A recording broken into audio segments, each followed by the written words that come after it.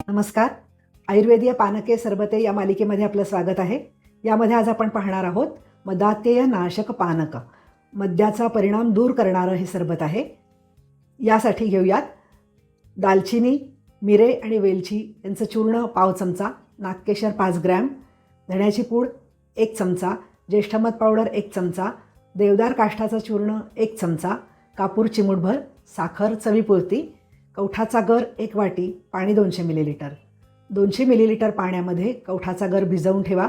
अर्ध्या तासानंतर हा गर कोळून घ्या. यामध्ये ज्येष्ठमधाचं चूर्ण आणि देवदार काष्ठाचं चूर्ण घाला, साखर घाला, ढवळून घ्या.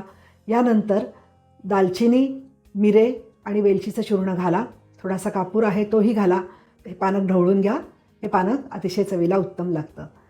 हे पानक जे लोक मद्य अधिक प्रमाणात पितात त्याचे परिणाम दिसायला लागतात. मद्य अधिक प्यायल्यामुळे खूप तहान लागते, शरीराची आग होते, डोळे लाल होतात, काही वेळेला पोटामध्ये आग पडते.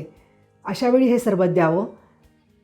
अतिप्रमाणात मद्य प्यायल्यानंतर हे लोक असंबद्ध बोलू लागतात, शरीराचा तोल जातो, काही वेळा उलट्या होतात. अशावेळी या सरबताचा उपयोग होतो. याशिवाय सुद्धा या सरबताचा अनेक ठिकाणी उपयोग होतो. काही कारणांनी भूक मंदावली असेल तर हे सरबत द्यावं. 15 दिवस सलग हे सरबत घेतल्यानंतर भूक पूर्ववत होते. कफाचा त्रास ज्यांना आहे, कफामुळे दम लागतो, खोकला, सर्दी असा त्रास असतो, अशा लोकांना या सरबताचा उपयोग होतो. कफामुळे पोट जड होत असेल तरीसुद्धा या सरबताचा उपयोग होतो. या सरबताचे अधिक उपयोग जाणून घेण्यासाठी माझं पुस्तक आयुर्वेदीय पानके सरबते हे पहा. यामध्ये आपल्याला याशिवाय सरबतांशिवाय आणखी माहिती मिळेल.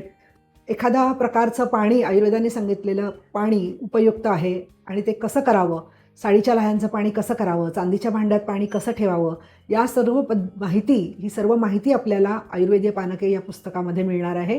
हे पुस्तक पहा. आमचं यूट्यूब चॅनल सबस्क्राईब करा. यामध्ये ज्यांना आयुर्वेदामध्ये आवड आहे, रुची आहे, अशा लोकांसाठी अनेक विषय आम्ही यामध्ये घेऊन येत आहोत. आयुर्वेदाच्या विद्यार्थ्यांसाठी सुद्धा अनेक विषय या चॅनलवर आहेत. आमचं यूट्यूब चॅनल नक्की सबस्क्राईब करा. धन्यवाद.